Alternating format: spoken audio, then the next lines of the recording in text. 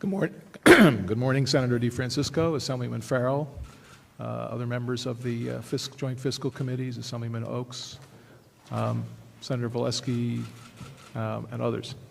The governor's 2015 budget it devotes more resources to actions under the heading of quote-unquote tax reduction and tax cuts than any state budget we've seen in some years. And this in itself is an encouraging development because it recognizes that New York needs to do still more to shed its recognition, its reputation as a high-tax state. Unfortunately, not all of the actions proposed by the governor would actually result in a net reduction in our state and local tax burden.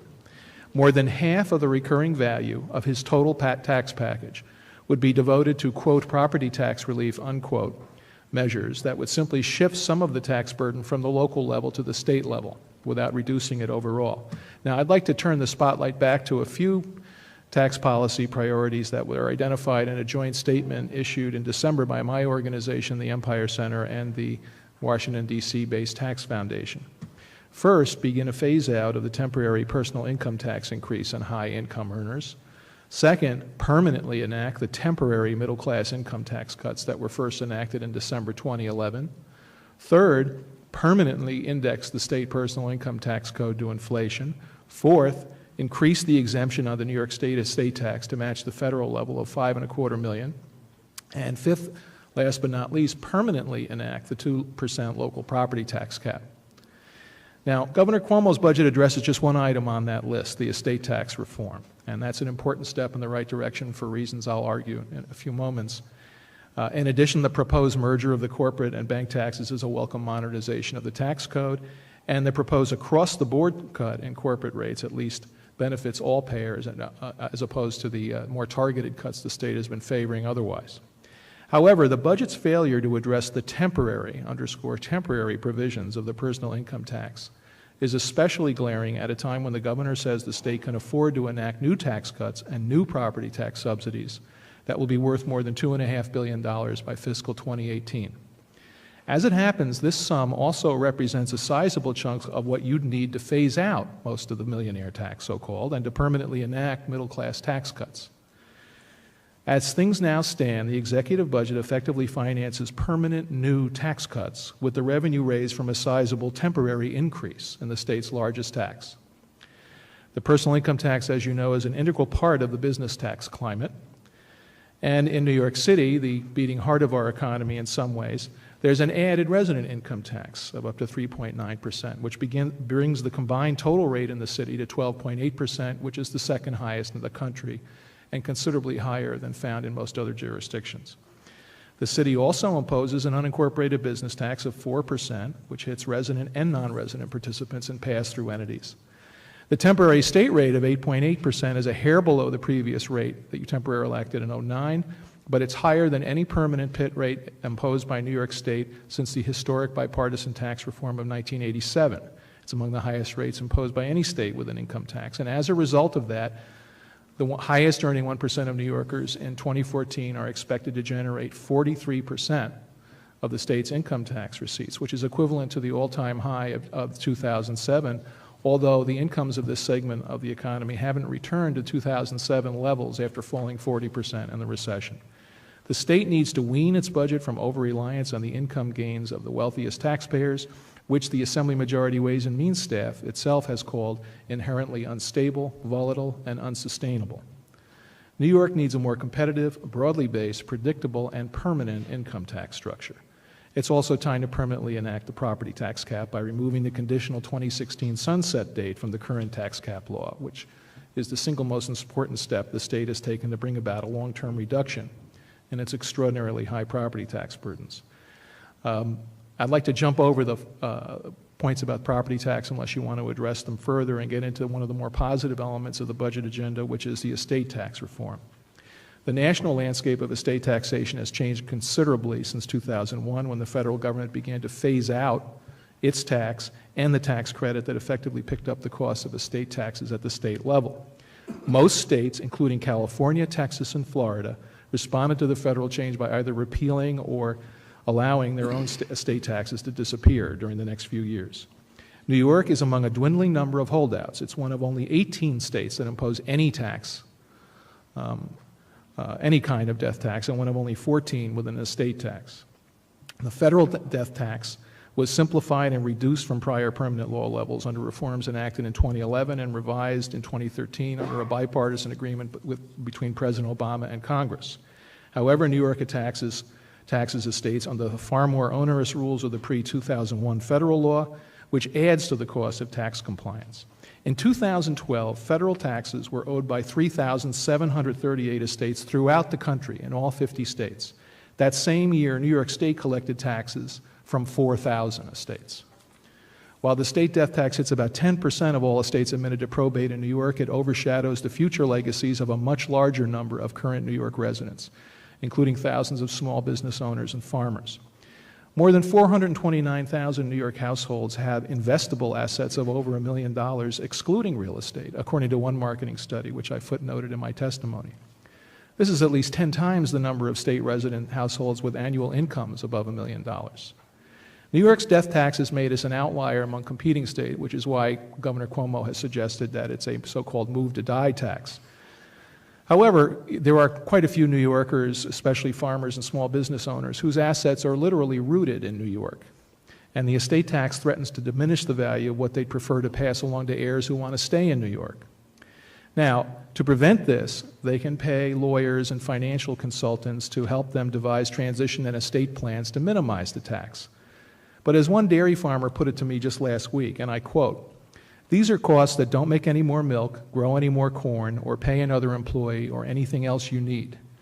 It's all just to stay in existence and not have to sell off a section of property just to pay estate taxes." Now, to address this issue, the executive budget would reform the estate tax in two significant ways, phasing in an increase in the basic exemption to match the federal threshold, and cutting the top death tax rate to 10% from the current 16%. By the way, I'd point out, most of you are probably aware of this, but that $1 million threshold, that's not a threshold in the normal sense. It doesn't mean that you don't pay taxes on estate values under $1 million. It means that once you're over $1 million, you begin to pay taxes on the entire estate. So there's a bubble marginal rate. The first few $1,000s up to almost $100,000 above $1 million is taxed at a marginal rate of 41%. The governor's proposal does not actually line up completely with the provisions of federal law. You may have even heard this from some people in the estates business who've talked about some aspects of the governor's proposal that don't have the same treatment of estates that the federal law does now. On balance, however, it can be viewed as a crucial first step toward the ultimate elimination of the tax, which is really the only way New York can be truly competitive in this category with other states. In conclusion, tax policy in New York should be guided by Governor Cuomo's first State of the State message, in which he said, quote, "We have to hold the line on taxes for now and reduce taxes in the future. New York has no future as the tax capital of the nation."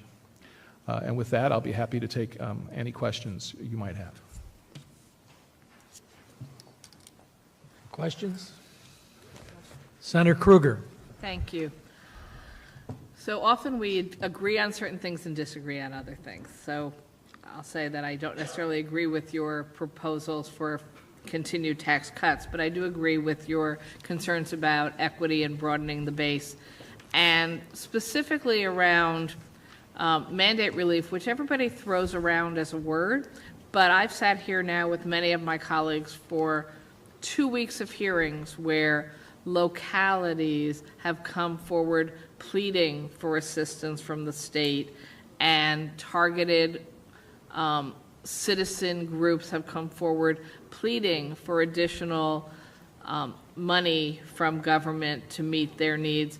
And I'm just curious, with this continued discussion of permanent caps and reductions in property tax, even if you and I might agree property tax isn't the best model for taxing people, how do we make sure that the things that people are dependent on government providing are actually adequately funded? There was a recent report about enormous overtime costs to the state, seemingly because we don't have adequate staffing to meet the needs at the local and the state level. What's the right answer there?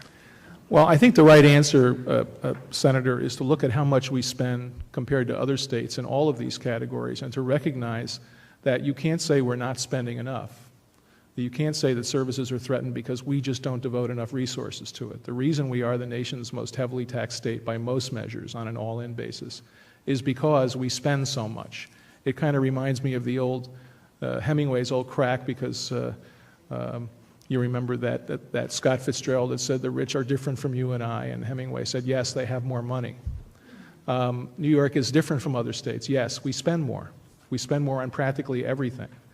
And addressing that issue is really the key to this. Now, the governor has his own idea, or he said what his own idea is on what the cause of this is. I don't necessarily agree with that. He says it's a proliferation of government units. I think that it's basically a function of how we're organized, yes, and also how many people we have working for us and how we compensate them. And that until we're willing to break into that issue, I think that the mandate relief that localities have asked for really come down to certain key reforms of state law that actually create a level of inflexibility in the local level in employee compensation arrangements, and that those things need to be changed. And it will not automatically lead to improvement. It will allow New Yorkers to hold more accountable their local officials and remove a huge excuse they have for not reducing costs more and living more effectively within their means. I will refer you, and I would love to follow up with you at another time. The Fiscal Policy Institute put out their economic and fiscal outlook analysis book last week. I'm sure you can get a copy if you don't have one yet. And I thought among the various charts, what was particularly interesting was that in historical context, in relationship to population and growth in income, we're not that large in comparison to where we were over time. So I really do worry that we aren't providing through local revenue sharing and other investments at the community level the kind of money our local governments actually need to sustain themselves, and that it's actually gone down quite a bit compared to historical numbers as a portion of the economy. So I'm not asking now because my colleagues will throw me off the stage, but I would very much like to continue this discussion about what's reasonable even in relation to historical context in the state. Okay. Thank you. Thank you. Thank you. Assemblyman Walter. Just quickly, how much, even without even getting into the issue of spending, how much of these broad-based tax cuts that you're talking about could we enact by just eliminating some of the myriad of tax credits that we provide? And is that a better policy, broad-based tax reduction versus the tax credits? Well, I'm very glad you asked that question, Assemblyman Walter, because the answer is a lot. And I will acknowledge the report that the Senate Republican Conference put out on this issue, which tried to make the same point, that we could begin to make some progress in reducing broad-based tax rates if we would take a second look and a third look at many of these credits. Let me name a couple. There's one you enacted you enacted a temporary so-called family tax credit that is supposed to be in existence for 3 years that I think should go by the boards, number one. Number two, the motion picture credit. There's a world of criticism out there of credits like that on the state level that I'd be happy to acquaint you with. That's over $400 million a year fully implemented. The first of the governor's two commissions, the Tax Fairness Commission, so-called, I think did an excellent job of spotlighting other areas where we could do revenue-neutral adjustments to the tax code. For instance, one of the areas they highlighted was the exemption on small purchases of clothing and footwear. And the suggestion was, which I think was a good suggestion that you ought to consider, for instance, if you want to make permanent the middle-class tax cuts that you enacted in December 2011, eliminate that exemption, which studies have found is not particularly effective. It doesn't save people that much money. It doesn't generate that much economic activity. And you could create savings for some of the same people by redirecting that to broad-based tax relief and another tax. There's many more examples of tax credits in the tax code, and especially in the business tax area, that I think you would benefit from eliminating in an effort to bring about broad-based tax relief. Thank you. I'll close just very quickly. What was the second tax credit you referred to? And the first tax credit that you referred to before the film tax credit, I couldn't hear what The you said. family tax credit, the Okay. so-called family tax credit, the $350 which is temporary. I think the only thing worse than a very narrowly targeted credit that doesn't actually relate to tax liability is one that's temporary, because I don't think it brings any lasting value. Now, last question. You mentioned that a lot of these tax relief is really funded by some taxes that are temporary. Can you give me an idea of what the full extent of the so-called millionaire's tax credit is? Based What on the revenues are received? Based on the numbers in the budget, it appears that the bracket for $1 million and up taxpayers is now raising over $3 billion a year. Three what? $3 billion, And of with which the- you're returning about $700 million or so in the rate cuts that were also temporary, and to a lesser extent the inflation indexing from December 11. So, for instance, as I pointed out, there are ways to finance making permanent the lower bracket tax cuts if you wanted to make them permanent, although I think some further adjustments in the tax code are necessary because it's actually gotten a bit more stratified and busy than it used to be. And also, again, it's ironic to me the governor's saying that there's money available to do these tax cuts when the amount of money he says is available approaches the amount you would need to allow that to phase out that tax increase. Thank you very much. Thank you.